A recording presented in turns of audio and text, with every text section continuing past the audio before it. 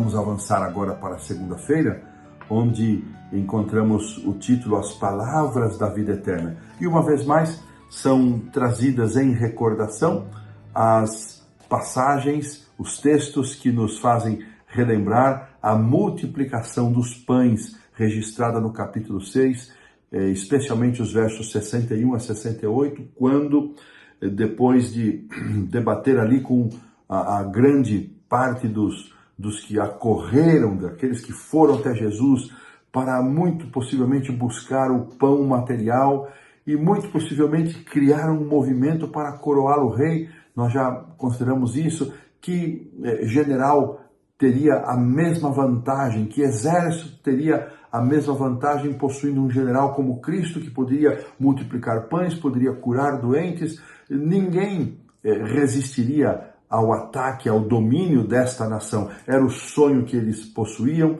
e eles foram até Cristo para usufruir das bênçãos materiais e foram com a intenção de coroá-lo rei para que ele restaurasse Israel à sua dignidade, ao seu domínio e poderio entre as nações. E quando Jesus então responde a eles de que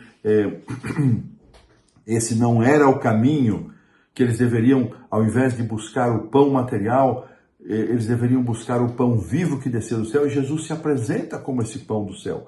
E eles questionam a Jesus se ele era maior do que Moisés. Olha, e Jesus disse que deu o maná. Jesus disse, olha, o maná foi dado por Deus por intermédio do ministério de Moisés, mas o maná vocês comiam, o povo comeu e morreu, mas a minha carne, o meu sangue, o pão vivo que desceu do céu vai nos dar a vida eterna, vai nos dar a esperança da eternidade. Eles, não, essa palavra é dura demais, e se afastaram. E nesse momento Jesus pergunta para os discípulos, e vocês? Vocês também querem me abandonar? E a esta pergunta, Pedro nos dá uma das respostas mais lindas que nós encontramos nos evangelhos, em contraste com a reação negativa, a reação de abandono, a reação de rejeição a Jesus e ao seu ministério. Encontramos nas palavras de Pedro uma das mais lindas declarações, quando ele respondeu, Senhor, para quem iremos?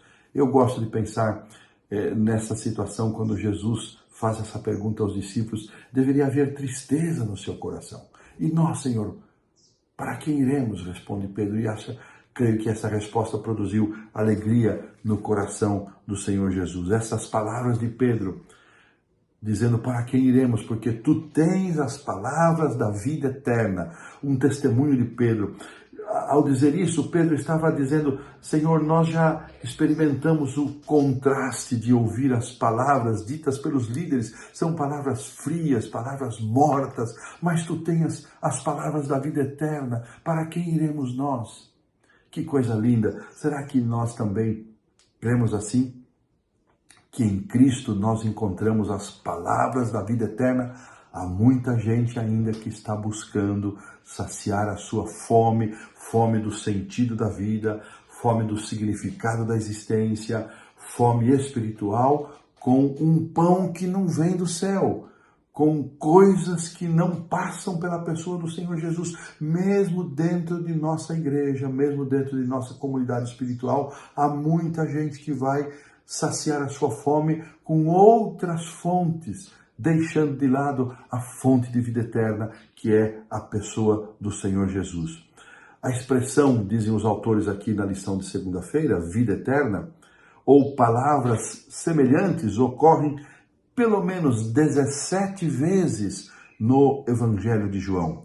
E essa expressão, ela não se refere simplesmente a uma existência futura,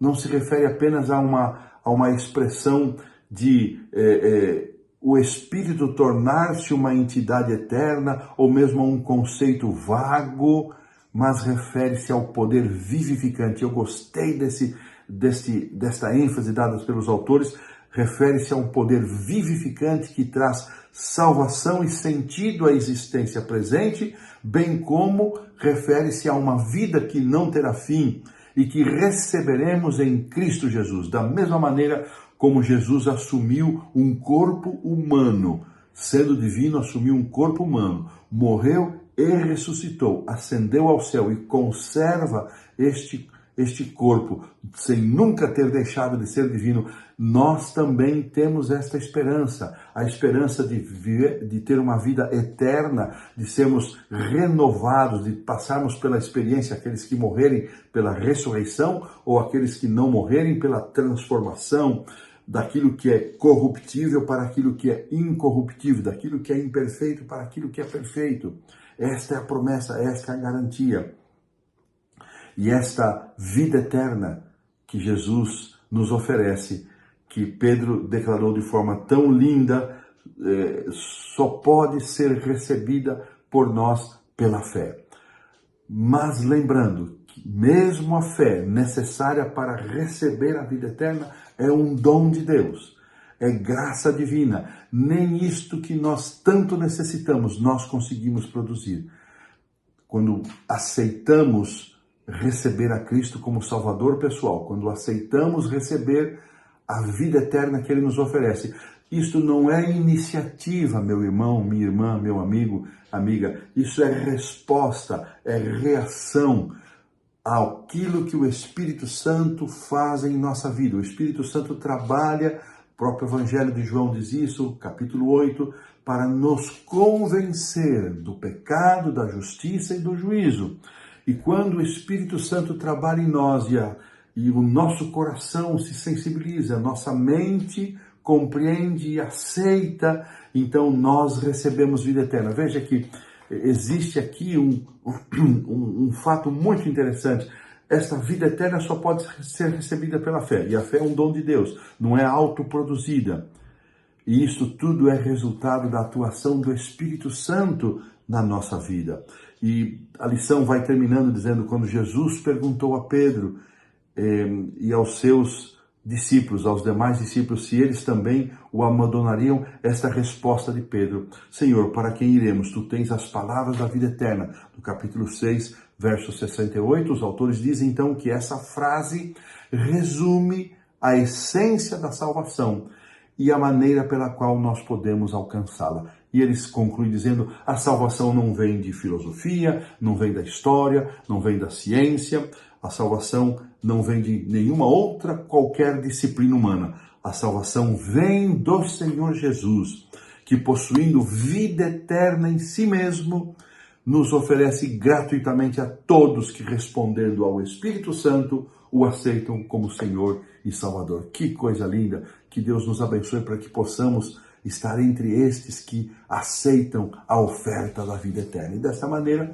pomos um ponto final aqui na lição da segunda-feira.